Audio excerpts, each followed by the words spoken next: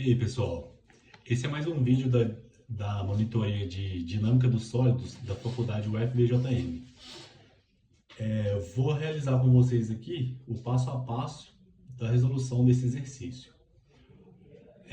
O enunciado é o seguinte: um bloco de 250 gramas, no caso esse bloco, é empurrado contra uma mola em A e liberado do repouso. Desprezando o atrito, determine a menor deflexão da mola para que o bloco dê a volta em torno do laço ABCDE e permaneça o tempo todo em contato com ele. Ou seja, está perguntando o tanto que eu vou ter que comprimir essa mola aqui para que ela imprima uma força nesse bloco, para que ele faça esse loop inteiro sempre em contato com o loop. Porque se for uma força muito fraca, ele pode acabar, quando ele chega aqui, ele cai. Se for uma força muito forte, não é a mínima, que no caso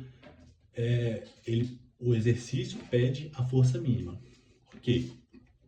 Primeiro, eu fiz o diagrama de corpo livre do bloco na posição A. A gente tem aqui as forças que atuam no bloco, o peso anormal, que no caso anormal é a força de reação do plano em que ele está situado, e eu tenho a força da mola também que vai imprimir no bloco. E tudo isso é igual a zero, porque ele vai partir do repouso, ou seja, eu vou comprimir e depois vou soltar. Beleza, fiz o somatório das forças em Y, a normal se anula com o peso, é igual a zero. Porque a gente não vai ter movimento em Y aqui em A. E o movimento em X, a força em X, a gente vai ter apenas a força que a mola está imprimindo no bloco, que vai ser o K, né, que é a constante elástica da mola, vezes a deflexão da mola, certo? E vai partir de A parado. Então tudo isso aqui é igual a zero, porque a gente não tem movimento nesse instante, certo? Depois, analisando também esse loop, a gente sabe que a força mínima que a mola tem que imprimir para que esse bloco não caia quando ele estiver próximo a D, etc., ele tem que estar em contato em D. Ou seja, o mínimo de força que a mola tem que imprimir o limite é fazer com que a normal nesse ponto seja igual a zero. Então, fazendo o DCL, eu coloquei as forças que atuam no ponto D é apenas o peso e a normal. Essa normal aqui teria que estar virada para baixo também, porque é a força de reação do plano com a força de reação que o plano faz no corpo. Então, se a força de reação é daqui para cá, então essa normal teria que ser para cá. Porém, a gente vai tratar do limite para que o bloco esteja em contato. Então, essa normal aqui vai ser zero, porque vocês concordam comigo que se a normal for maior do que zero, o bloco cai, e então o limite seria a normal ser igual a zero. Então, ok, a gente no ponto D tem apenas o peso atuando como força. Tudo isso é igual a massa vezes aceleração.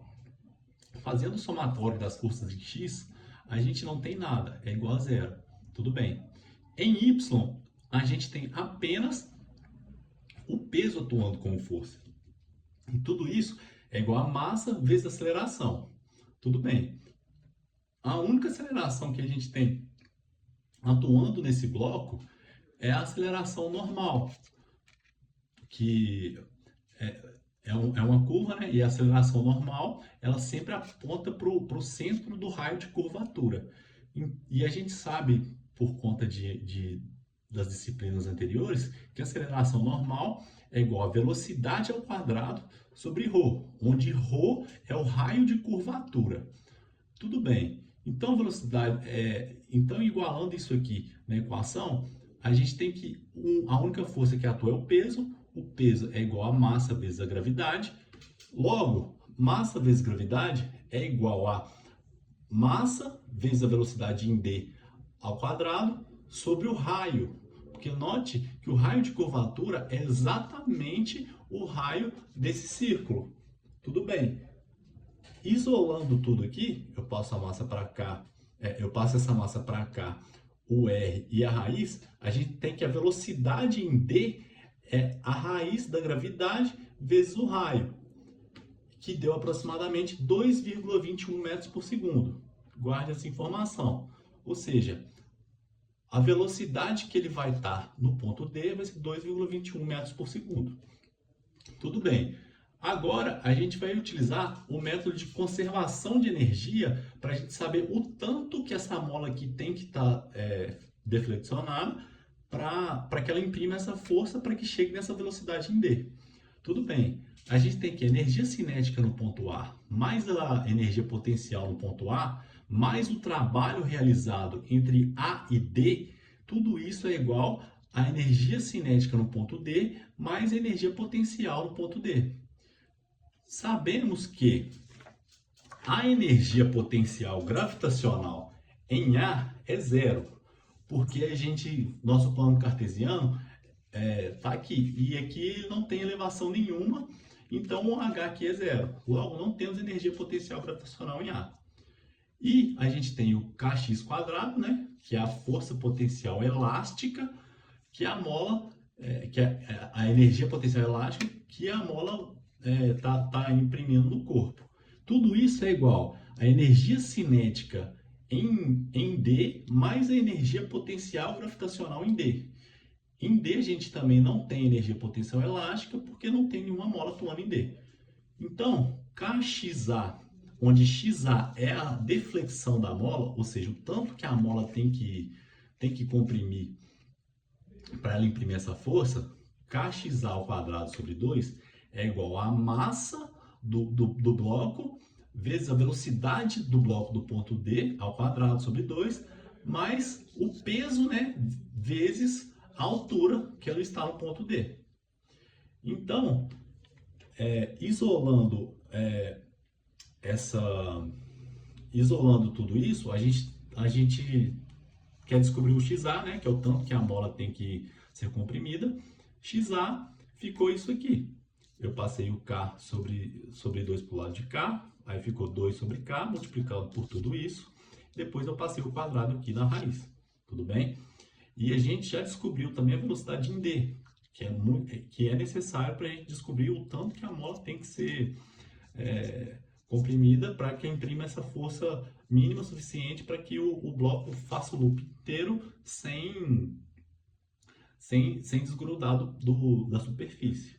Então, eu cheguei nessa equação aqui, aí substituindo os dados, né, que é 2 sobre K, a constante elástica da mola é 600 Nm por metro,